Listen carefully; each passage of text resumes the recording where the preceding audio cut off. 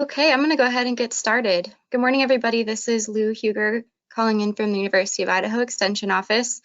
Today, we are going to be talking about, again, the FSMA Produce Safety Rule.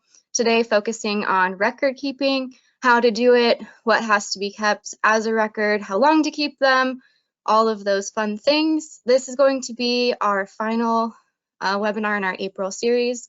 So thank you so much for being here today, and we're going to go ahead and get started.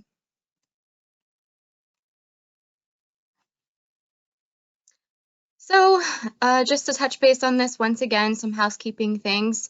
If you are doing this from home, as I think all of us are today, just a couple of helpful tips. If your computer starts running a little bit slow or the webinar starts running a little bit slow, it's a good idea to close out some of your different browsers and things you may have running on your computer just to give it time and bandwidth to focus on the webinar. If you're still having issues with clarity or speed or sound, go ahead and call in. We sent in a call-in number to all of your emails with your registration link. If you're here for the last few weeks, you understand how this platform works by now probably, but go ahead and type in any questions you may have. We're going to have a Q&A at the end related to any of the questions that are offered throughout the webinar. And then also on today's webinar, we have quite a few handouts in the handout section. So I'm going to go through these as we work through the webinar. So I'm not going to explain them in any depth right now, but just so you know to look out for these handouts in that section. I have a couple of different, just one form from ISDA, the State Department of Agriculture, which we'll talk about. And then I have a good handout from the Produce Safety Alliance that I sent this out last week as well in the email, but it kind of goes ahead and illustrates all of the records that are required in the rule in a little bit more depth if you need like a PDF hard copy to look at and refer to later. I also attached some PSA, our Produce Safety Alliance templates in Word of all the record templates we're going to talk about today. There's a qualified exemption worksheet, which we'll talk about, and then also the PDF of all of the slides that you're going to see today. So go ahead and you can download those at some point during or after the webinar. And then lastly, and I'm also going to send those all out in email afterwards if that's easier, so you can look out for that as well. And then lastly, this webinar will be focusing only on the produce safety rule. It won't be talking at all about COVID-19. So if you're looking for information regarding that, I can send out resources later, but it won't be in this webinar. And then also, if you are going to be tuning in to ask questions, just make sure that they are related to the produce safety rule and nothing else, because that's what we're going to allot time to. So this is going to be a little bit higher bar of a webinar, as I've said in the last couple of weeks. So if you have questions still about the produce safety rule in terms of your coverage or what it means, or what inspectors will be looking for and some of that stuff in terms of the basics, our website, our University of Idaho Produce Safety website, is a really great resource for all of these types of questions. We have training videos, all the templates I'm going to be talking about today, information about exemptions and everyone's contact information. So, and we also have a full Spanish resource page. So go ahead and check that out if you have more questions, and then also you can reach out to us at the end.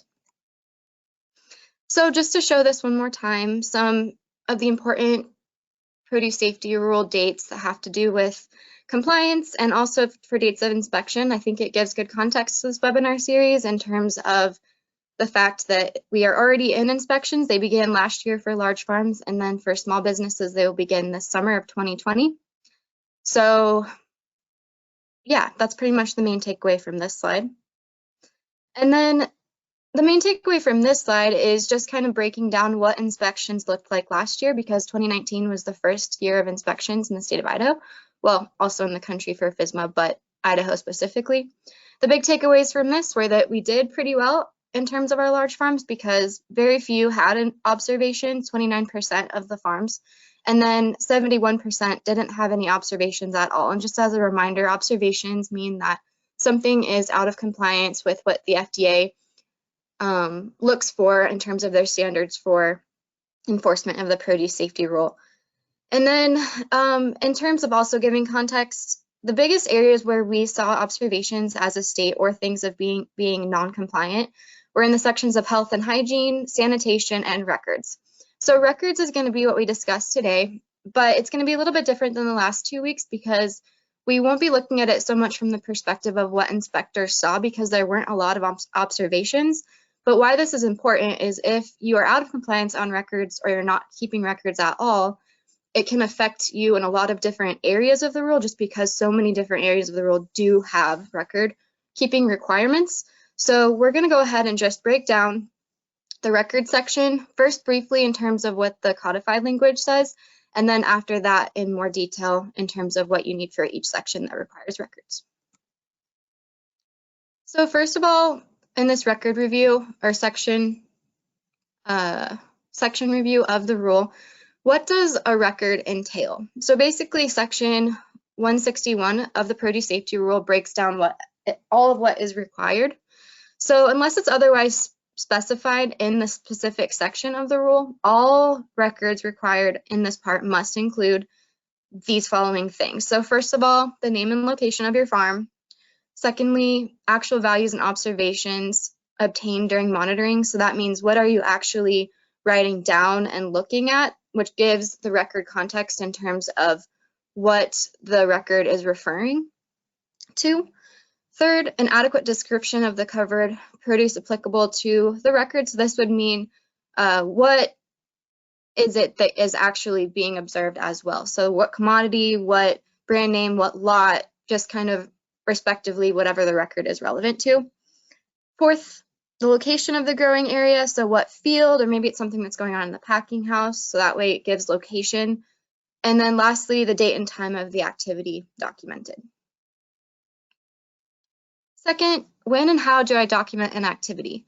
So basically things need to be done at the time that the activity is performed, right? That makes sense because you want to know when, where, how, and why essentially, or what, depending on what it is. It has to be accurate and basically you can't erase it or change it. So something that is permanent, and then legible because you want it to be readable or else what's the point in keeping a record? It needs to be dated and signed or initialed by the person who performed the activity documented. So that will pretty much always be relevant in terms of wanting to know who took the record. But then some records do require to be reviewed, dated, and signed by a supervisor, depending on kind of usually the ones that are more important or the ones are not more important, but the ones that are more serious or training that is done for over a lot of people. Like you want to know who the trainer was or who the supervisor was that did the training to make sure that they have those credentials, that kind of thing, versus, you know, this person just cleaned the bathroom and you can sign off on that. That's not as serious as someone looking over the whole record of all the cleanings that you've done, that kind of thing. And then lastly, you want to keep records. This isn't a requirement of the rule, but it's just something I put in there because it's useful. But you do want to keep records in places that are convenient just to ensure that they'll get done. So maybe they're visible or maybe they are, you know, kind of kept in the logical progression of getting something done. So, you know, you clean the bathroom and then you turn around and then the log is on the back of the door or something like that. So that way, you know, it's at, it's within your view, I guess, and that makes sure that it has a greater likelihood of getting done because the person will remember. And then just some other important information regarding the rule with records. So they need to be kept for at least 2 years. They should be kept as original copies. And then they can be kept off-site as long as they can be obtained within 24 hours by the FDA. So if you had a records request for something, making sure that you can get them within 24 hours. And then the same is true for electronics. They can be kept electronically if they can be accessed by the farm. And then another thing that's important with this is you don't have to duplicate your efforts with record keeping. So if, for example, you have third-party audits or like GAP, or you have other buyer requirements, you can use the same records for each of those things, provided that, you know, obviously you have everything on them that is required for your other audits or your other inspections you may have, but then also for FSMA, making sure that it has all the things that are set forth in subpart O. But if you have everything on it that is required by one or the other, then you can go ahead and use those. You don't have to create new record keeping processes just for FSMA, which a lot of people think that they do, and that's not the case. Just as long as you can provide all the information that an inspector needs to see, or the rule sets forth, or that is logical for you to be able to get that job done. And then lastly, there are a lot of other things that are in this section that you may want to review, and we have this video on our website that was created last year for record keeping specifically in our produce safety video series. So here's a link to that if you want to check that out to get more in-depth information about this section. So which parts of the rule require records? There are a couple different ones, but they may or may not all apply to you, just dependent on what your respective operations are. So for example, there is record keeping required for exemption and qualified exemption, but if you are covered by the produce safety rule, then you won't have to worry about that section because those records wouldn't apply to you. Personnel qualifications and training, so employee training, we're going to talk about that. Agricultural water, and this one is a little bit different in the sense that there was a extension for compliance on the water subpart of the rule. So we'll get to that here in a little bit. So again, that won't be something that you necessarily have to keep records on at this point in time, although it is definitely suggested to be doing so. And then biological soil elements of animal origin, so basically manure and how you're using it. And if you're not using anything of animal origin, then that may not be a record you have to keep either. And then equipment, tools, buildings, and sanitation is the last one that has a requirement for record keeping in this section. So first of all, let's talk about exemption records. So this is section 112.2 of subpart A. So this is something that you're only going to have to keep if you get a commercial processing, or if your produce after harvest then becomes processed in a way that adequately reduces microorganisms of public health significance, meaning, if you grow tomatoes and then they become cooked down and they become tomato paste or something like that, and you're able to demonstrate at some point in that production that it is able to kill off pathogens that would be of human concern or pathogenic concern. So there are two different records that you have to keep for this if this applies to you. So first of all, you have to keep a document with the produce that basically states that this produce is not processed to adequately reduce the presence of microorganisms of public health significance. So that's something to keep on file that is essentially indicating that your produce at that point has not been processed, it's not being processed by you. And then secondarily, after that, you have to get written assurance from the person that will be doing that processing. So if someone buys your produce from you and then they process it to that standard, then you need to get written assurance annually from them that basically indicates that it has been processed to reduce the presence of microorganisms of public health significance. And then another thing to note is if the person that buys your produce from the person that buys it from you, sorry, that's kind of confusing, but basically you sell it to someone and then they sell it to someone else and then that person processes it. It's the exact same. So you have to get written assurance from that person, that third person, that basically has proof to the FDA that your produce is getting processed at some point, and there's a assurance that it's not going to end up in the commercial market without that check, without the control that we have proof that it's going to be safe before it's consumed, essentially. I hope that makes sense. And so the rule review for this is that you need to apply, if you want to apply for this exemption, with the Idaho State Department of Agriculture. And if you're looking at this later in a PDF format, which I'll send out, this link right here will take you to it. And I've also put it into the handout section if you want to download that as well. But that looks like this. And this is also the same for if you still aren't quite sure how the produce safety rule affects you or how you are covered by the rule. We have a lot of great resources to help you decipher that, but one thing you can do is fill out this application and send it into ISDA, and they will review it and get back to you in terms of having an open conversation and trying to figure out how the rule does apply to you. But this form also serves as the application for exemption and qualified exemption for that matter, which we'll talk about here in just a second.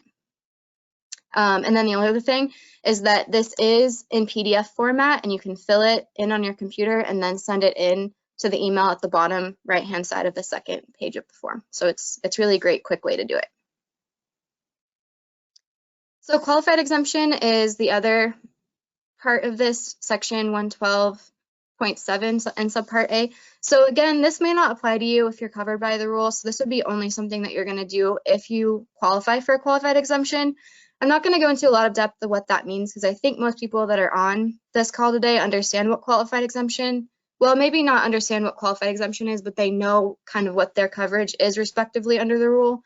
But essentially, people that are qualified exempt have to sell under $500,000 per year, with over half of those sales going to qualified end users, which is kind of one of two things. It's either directly to the consumer of the food at a farmer's market or something like that, so direct marketing, or to a retail establishment either within the same state or within 275 miles of the farm. So essentially what that means is that you're selling your food locally and it's not going into wholesale or across state lines and then potentially creating a wider net if there were going to be an outbreak or something like that. It's very localized.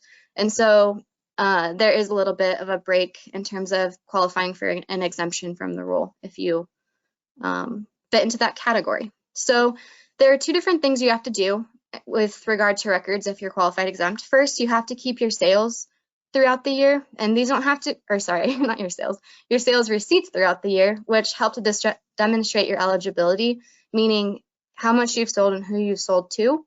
So these have to be dated, but they don't have to be signed. You just have to basically prove, how much and when and where that sale occurred.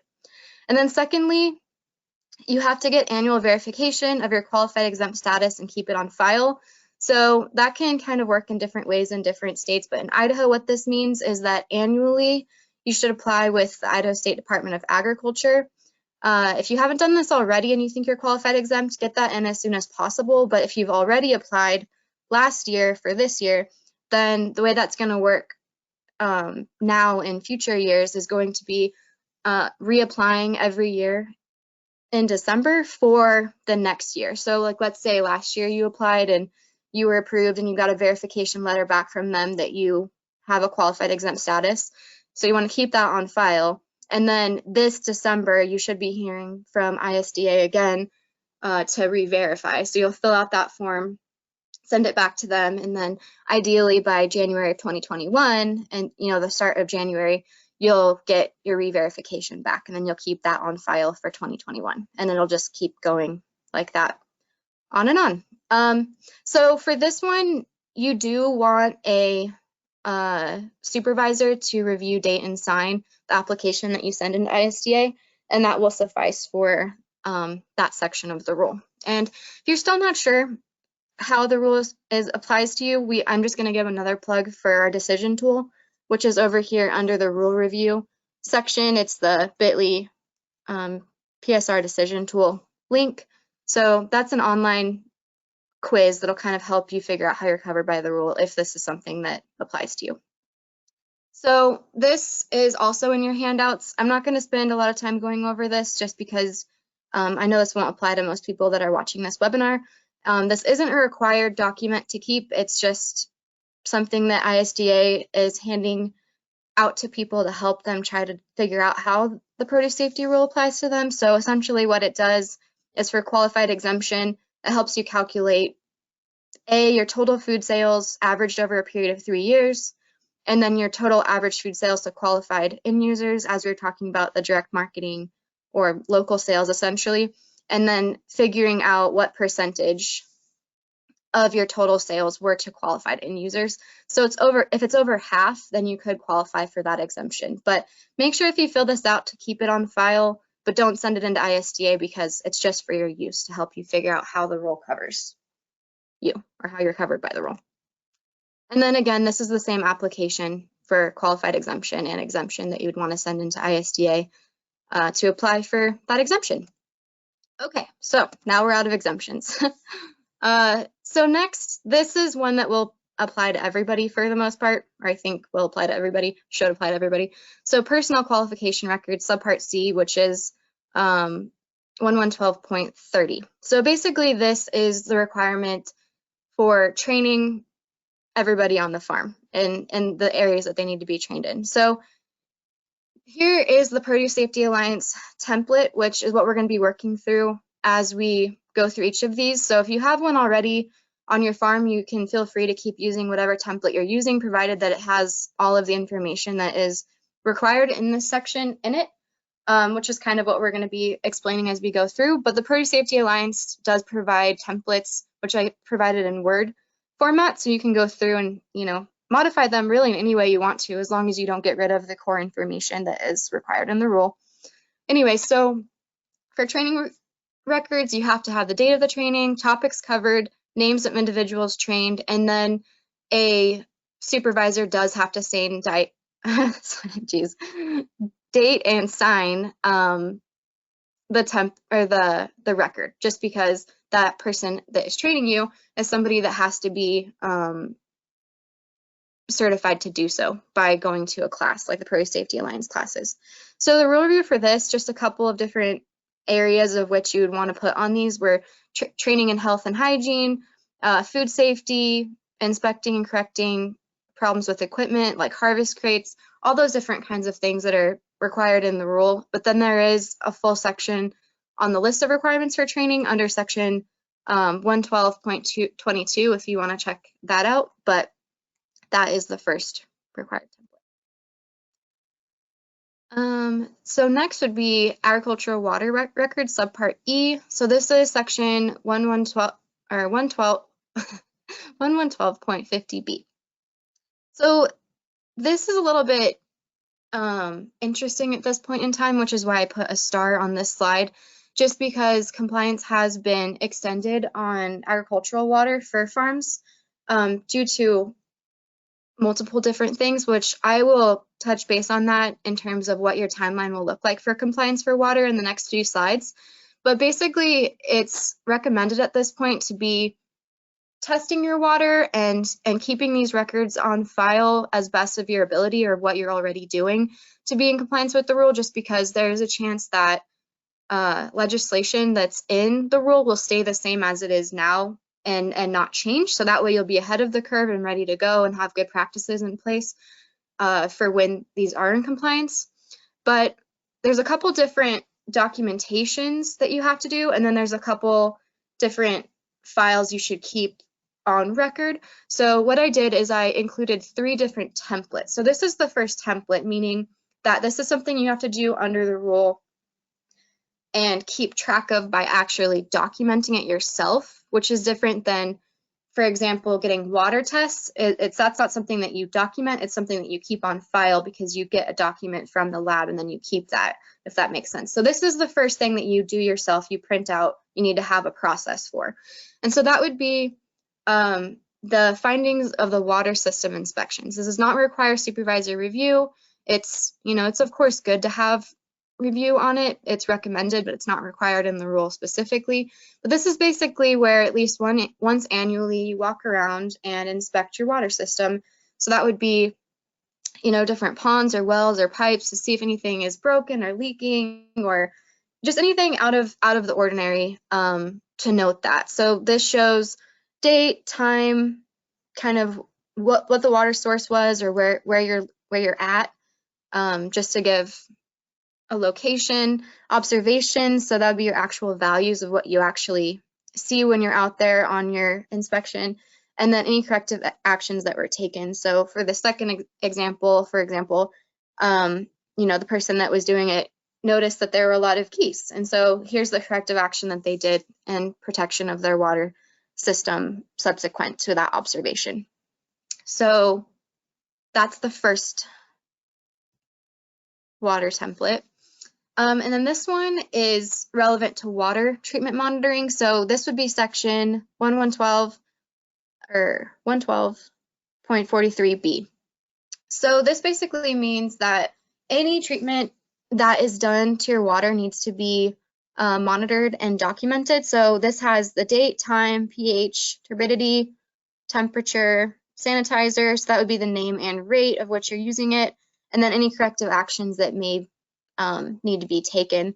So this one does need to be reviewed, dated, and signed by a supervisor, and then also initialed by whomever is doing each entry. So those are 2 different things that are required on these, because, you know, one person may be doing the day-to-day, and then you want to have the supervisor doing the sign off for the sheets themselves.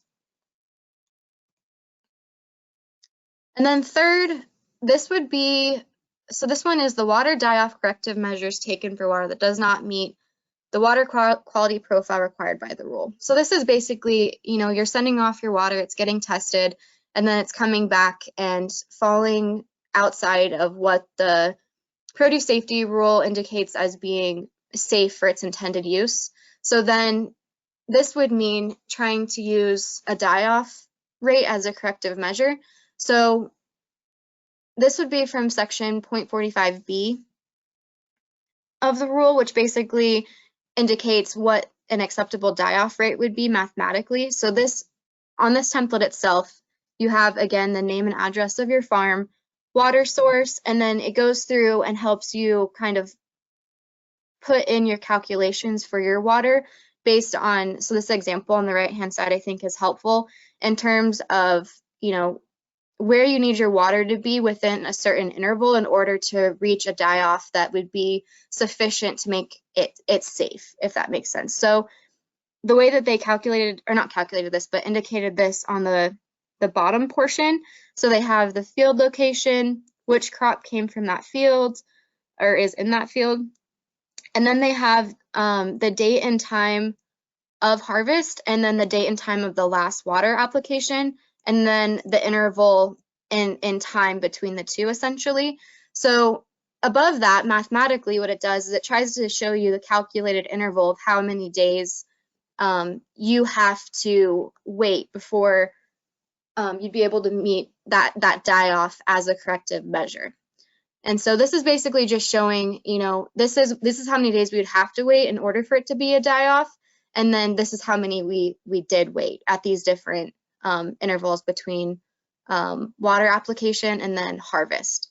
So you want to keep this on file as well. And again, these aren't things that you have to be doing right now, in the sense that if an inspector comes out to your farm, they are going to be looking for it right now and inspecting for that, because this portion of the rule isn't actually being enforced until these dates I just put up here. So large businesses would be until 2022, small would be 2023, and then very small would be 24.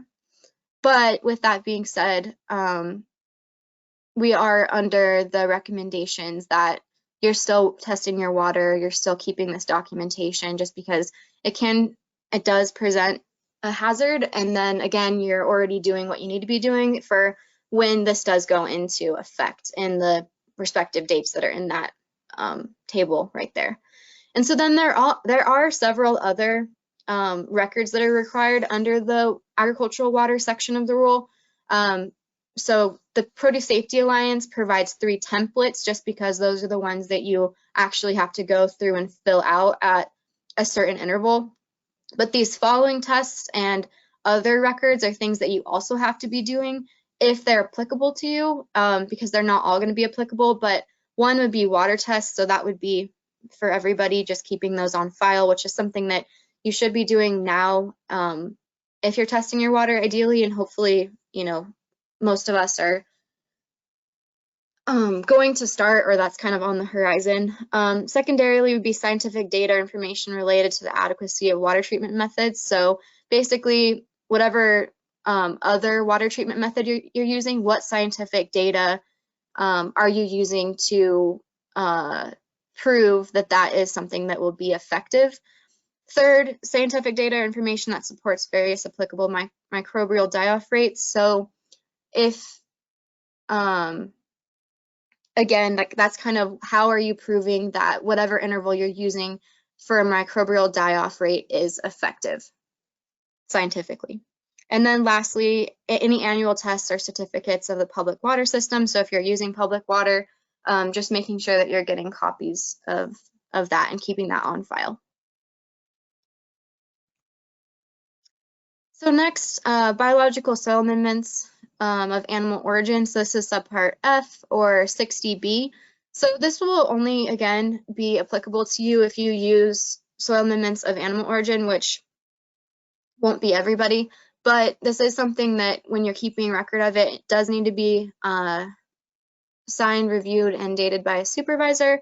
So this will be so first of all, let's just talk about what that means. So of animal origin means in whole or part of materials of animal origin, such as any combination of manure, non-fecal animal byproducts, animal mortalities, and also table waste.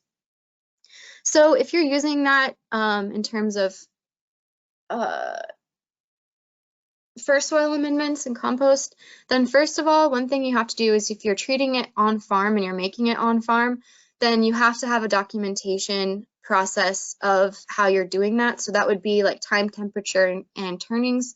So the controls for how you're making sure that the treatment and how you're sanitizing it essentially is working throughout the composting process. And then secondarily, if you don't make it yourself, you have to get this documentation from somebody else, which is basically, first of all, verification that they're using a scientifically valid process. So kind of the same as the process controls that you would be documenting yourself, but just making sure you're getting that from somebody else because you aren't totally sure how they're doing it and you need to be sure.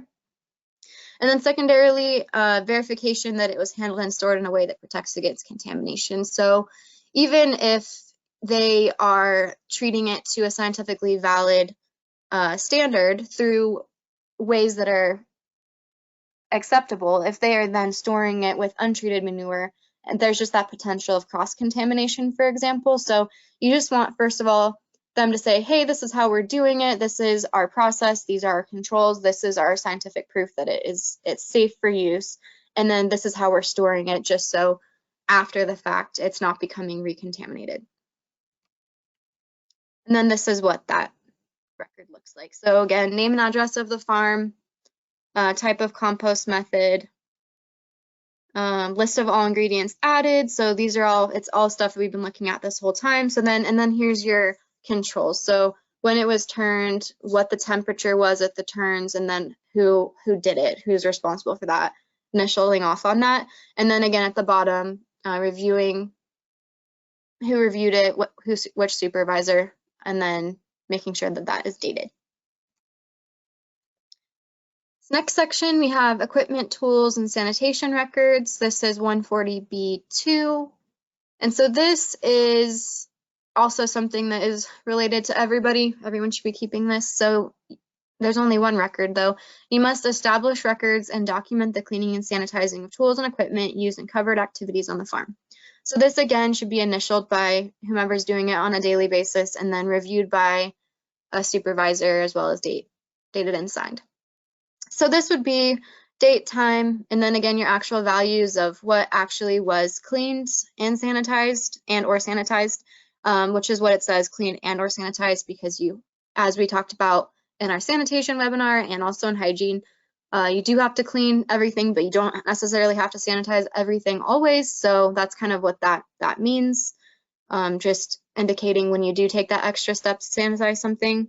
And then the method used. So here they indicate an SOP, the standard operating procedure, which we talked about last week, meaning, this is the way that we do it every time. So they indicate that, but then they also go the extra step of saying, these are the things that we did to be in compliance with that SOP, and then initial it. And then they have the section for reviewing and dating and signing by a supervisor. So that is all of the records that you have to keep to be in compliance with the produce safety rule. So just to break down a couple of these resources we have again, I know this is probably redundant for several of us that have been here each week. Thanks for being here if that's the case, but otherwise, first I just want to talk about on-farm readiness review. It's a little bit tricky right now with the COVID-19 situation, but we are still offering virtual on-farm readiness review. So contact us if you have interest in having that done. Right now that would mean having a virtual like phone call or Zoom call or something like that to go through the produce safety rule and talk about your records and talk about everything related to compliance with the rule. These are voluntary, non-regulatory reviews. We don't keep any notes. We just kind of walk you through everything in a really palatable way. You can contact me. My information is here, and we also have an online sign up on our produce safety website as well. And then secondly, I talked about in the beginning of the webinar, our produce safety website, which has a lot of great resources. We have videos and templates, past webinars. You can sign up for our produce safety newsletter. And then we also have a Spanish page with Spanish resources and training videos. And then we also have a free on-farm resource. It's like a online ordering form that comes to me, and then we send out any type of on-farm resources you may need for hand washing stickers or templates or kind of anything you can indicate online and send that to me. So next, we're going to open this up with Colette. Thank you, Lou. Right now, we don't have any questions that have come in, so I want to give folks a couple of seconds to, if you have any questions, you can type those in the Q&A box or in the chat.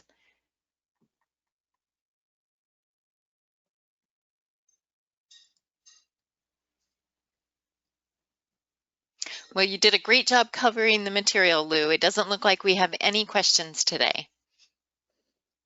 Okay, well, if you guys, you know, are working through this and you think that you have questions later on, just let us know. We do have, here, if I could get my screen working. There we go. All of our contact information is down here at the bottom. We have Ariel and myself down here in Boise in the Ada County Southern District area. We have Colette up north, and then in Moscow, and then we also have Casey Mon from the Idaho State Department of Agriculture down here as well in Boise. So if you guys have any questions related to anything or you need more support, please let us know. We also are going to send out shortly afterwards a webinar poll, which we've had a lot of people really active on, and that's been really helpful for me to see areas that, you know, we should be improving or different resources that you guys still need to be provided. And that way, in the next webinar series that we have coming out, hopefully this summer and the fall, we'll be able to look at those comments, and then it'll help us dictate the way we pick topics. So it's really great information. But this does conclude our April Produce Safety webinar series. Does anybody else have anything to add before we close it off from our team? Only thank you so much for hosting these, Lou, and we look forward to helping our growers through the spring and summer. Alrighty, well, thank you so much for being here today, guys, and stay safe and enjoy this beautiful day.